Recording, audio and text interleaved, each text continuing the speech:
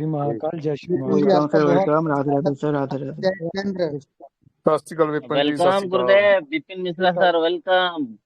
नमस्कार सर, नमस्कार। देखिए, बहुत अच्छी मीटिंग चल रही है। सबसे पहले मेरे जो लीडर्स हैं, जो मेरे गुरु हैं, चाहे वो एसपी सिंह जी हों, शिव स्वरूप जी हैं, संजीव सिंह जी हैं, विनोद सर हैं, योगेश सर हैं, अंकित भाई हैं, लखविंदर सर हैं, हरजीत सर हैं, महेंद्र जी कोटा से हैं, संजय यादव सर हैं, सुनील बंसल जी हैं, अमूल्य सर जी की तो स्पेशली थैंक्स है।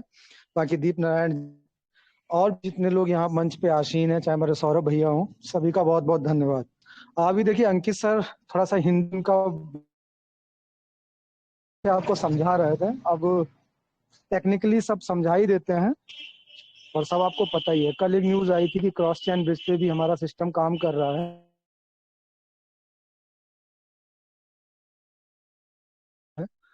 और क्रॉस चैन ब्रिज आप लोगों ने सर्च भी कर लिया होगा गूगल पे। ये किसी टोकन में होना एक अच्छाई को दर्शाता है। मतलब भी अगर किसी टोकन में क्रॉस चैन ब्रिज होता है तो ये उसका अच्छाई ही बताता है। लेकिन याद रखना कि हर अच्छाई हमेशा अच्छाई नहीं होती है। मैंने बार बार बोला कि अगर सोना बेचना है तो सोने को परखने के लिए भी सोने के ऊपर वो पॉलिश करके भी बेचा जा सकता है। ऐसा भी होता है, ऐसी बात नहीं है। तो दोनों पहलुओं को देख के हम लोग बात करते हैं।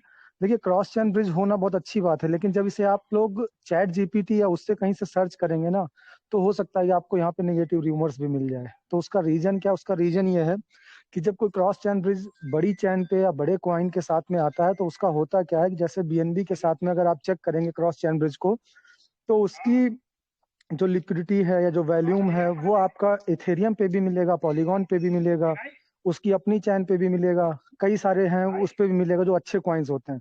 तब आपको अगर आप उसे सर्च करेंगे चैट जीपीटी पे तो वो बताएगा हाँ ये कॉइन बहुत अच्छा है वगैरह वगैरह। लेकिन अभी अपने टोकन के साथ में दिक्कत क्या है कि अपना टोकन मैक्सिमम जो है वो बीएससी स्कैन पे बीएससी पे चल रहा है, सॉरी स्कैन का नाम हो गया, बाइनेंस पे चल रहा है।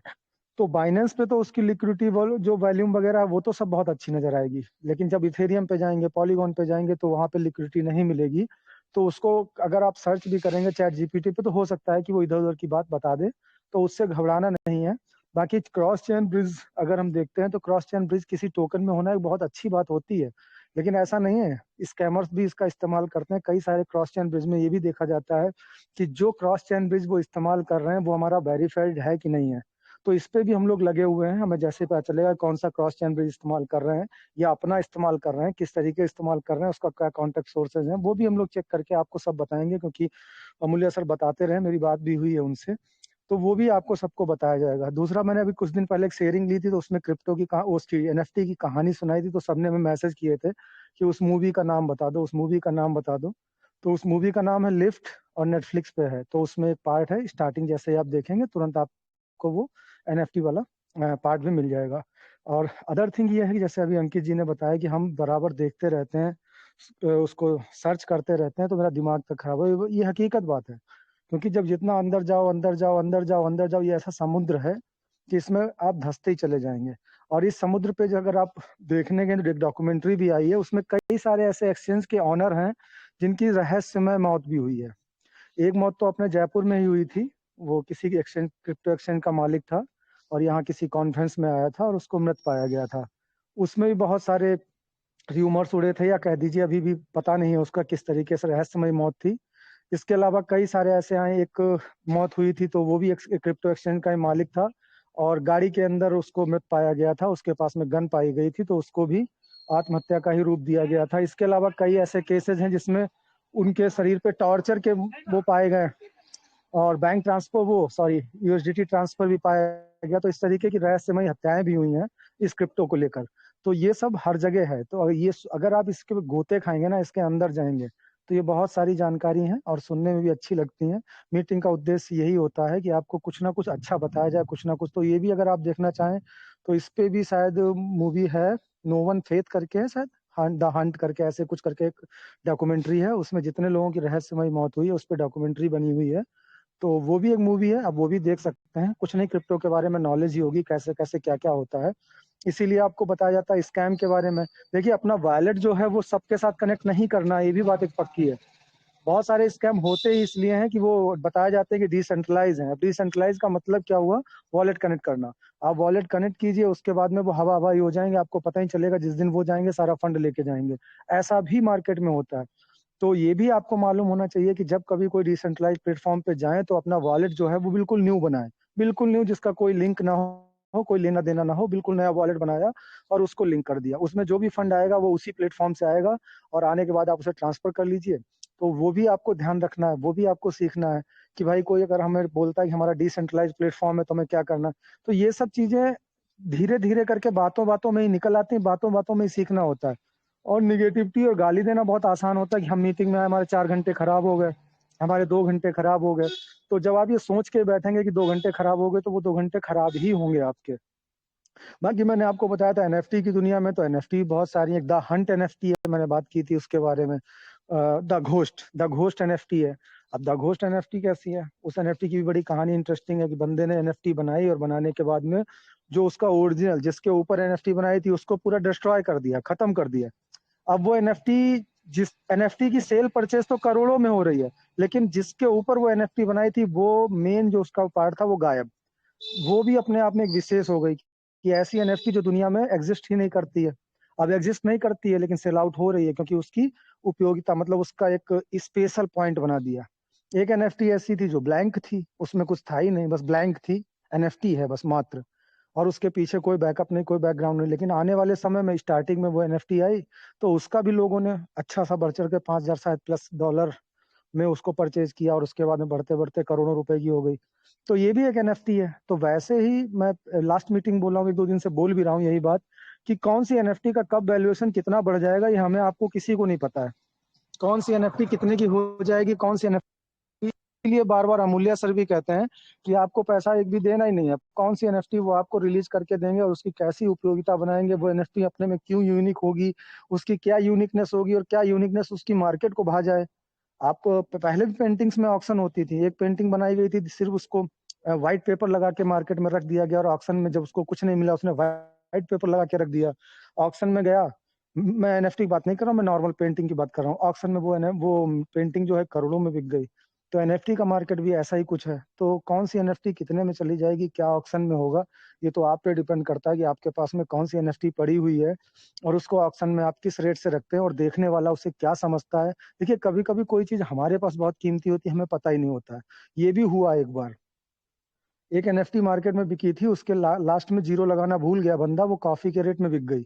तो ये भी हुआ है, वो नहीं कीमत पता थी और कॉफी पीने वाले को पता थी, उसने परचेज कर लिया। ऐसे ही ऑक्शन में जब आप लगाएंगे तो पता नहीं कौन सी एनएफटी की कितनी वैल्यूएशन होगी और वो कितने में खरीद के कितने में बेची जाएगी आपको भी नहीं पता होगा। और आप ही अपनी एनएफटी के लिए, जैसे कॉइन के लिए बोलते हैं कि अभी हमने बीएनबी में वो कॉइन लिया होता तो आज 10 साल बाद में वो $800 का हो जाता और उस समय हम कुछ पैसे में खरीदते।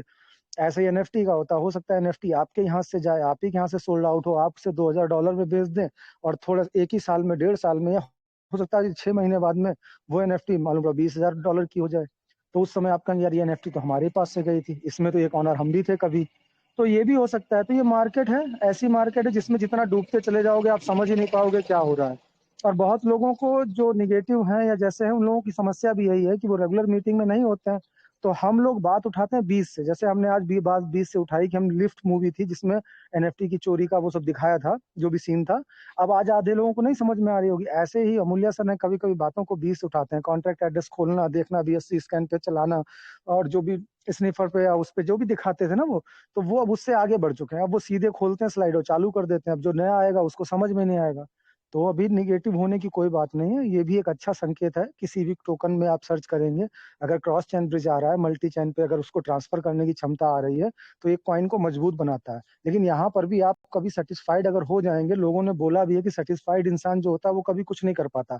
तो पूर्ण रूप से सेटिस्फाइड नहीं होना है, हम लोग और परत दर परत खोलेंगे और जानेंगे और अंदर तक जाएंगे और उससे पता करेंगे कि कहाँ पर और कितनी गहराई तक अभी हमारी बात है।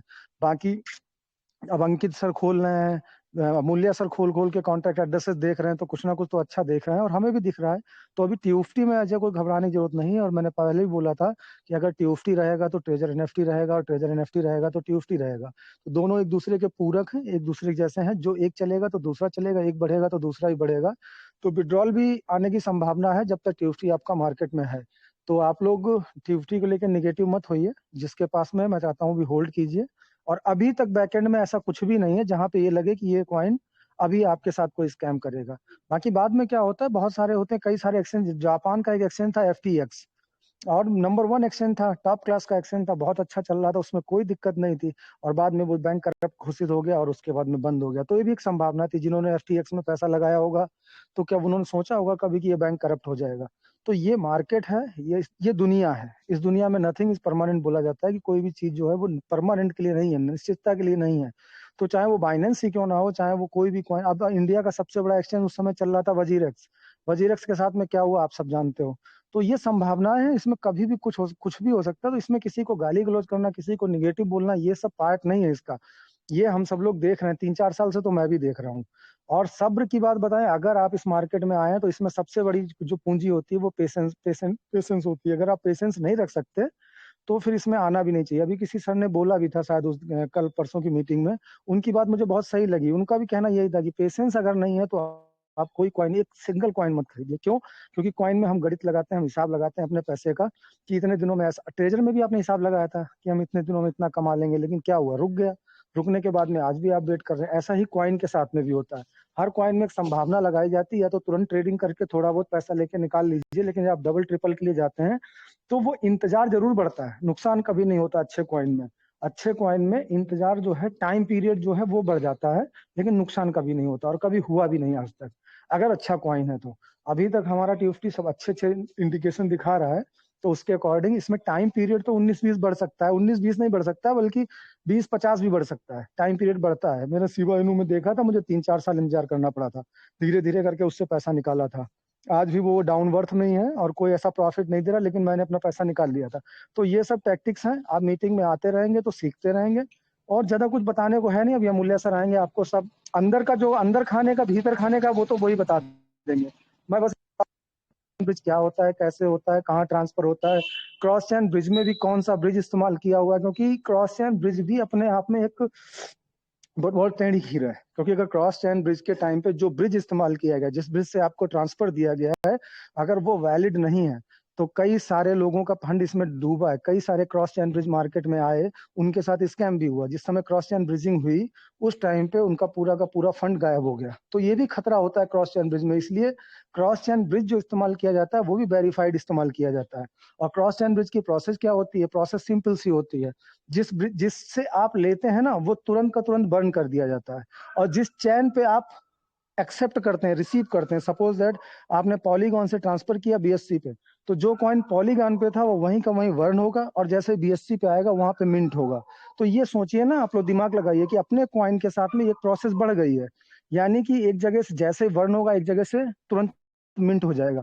तो एक नई मैकेनिज्म बढ़ गई है। तो अगर कोई टोकन में नई मैकेनिज्म बढ़ी है, और उसको हम लोग बोलते हैं रैप्ड BNB, नाम सुना होगा आपने। ऐसे रैप्ड TFT बोलते हैं। यानी रैप्ड का मतलब क्या है कि नया वाला जो ओरिजिनल था BSC वाला, वो बर्न कर दिया गया है, और जो नई चैन पे आपने पॉलीगॉन पे लिया तो उसको पॉलीगॉन से रैप कर दिया गया है, ढक दिया गया है, और वो रैप्ड बन गया है। तो इसी तरीके की प्रोसेस होती है। जब आप पॉलीगॉन से ट्रांसफर लेंगे इथेरियम में, तो पॉलीगॉन वाला बर्न हो जाएगा और इथेरियम पे एक नया रैप्ड हो जाएगा। तो ये पूरी प्रोसेस होती है क्रॉस चैन ब्रिज की। बताना इसलिए जरूरी होता है कि धीरे धीरे कॉन्सेप्ट क्लियर होते रहते हैं, तो आपको मालूम होता रहता है कि क्रॉस चैन ब्रिज में किस तरीके से कॉइन ट्रांसफर होते हैं। ऐसा कैसे हो सकता है कि जितना पॉलीगॉन पे है उतना ही इथेरियम पे हो गया, तो इथेरियम वाला पॉलीगॉन वाला कहीं उसकी वैल्यूम ना बढ़ जाए। तो वैल्यूम नहीं बढ़ती है, एक तरफ बर्न हो जाता है, एक तरफ मिंट हो जाता है। जब आप उधर से ट्रांसफर करेंगे तो इधर वाला बर्न हो जाएगा, उधर वाला मिंट हो जाएगा।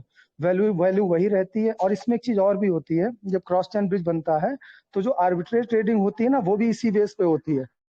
कभी कभी किसी कॉइन की किसी चैन पे जाने पे कीमत जो है 19-20 का डिफरेंस आता रहता है। लोग इस बीच में ट्रेडिंग कर लेते हैं। तो बड़ा टॉपिक है, फिर कभी डिस्कस करेंगे। अभी अमूल्य सर का टाइम हो गया है। योगेश सर, आपने मुझे समय दिया, आपका बहुत बहुत धन्यवाद।